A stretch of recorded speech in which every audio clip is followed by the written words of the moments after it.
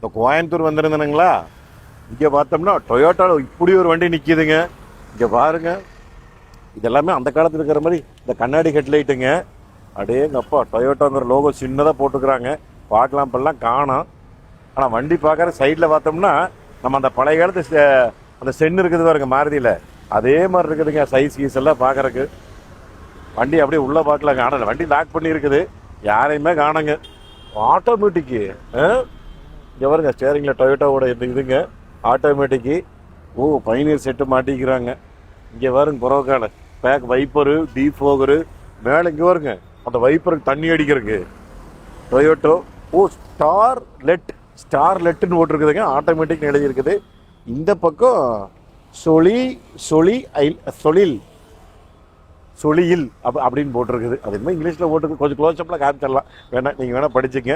எல்லாமே அந்த காலத்து இது பார்த்துக்குங்க. டீசல் இன்சைட்னு போட்டிருக்குது. டீசல் வண்டிக்கோ பார்த்துக்க, ஆட்டோமேட்டிக் டீசல் டொயோட்டோ. இந்த வண்டிக்கு இது உங்களுக்கு இதுக்கு முன்னாடி தெரிஞ்சதுன்னா மறக்காமல் கமெண்ட்டில் சொல்லுங்கள்.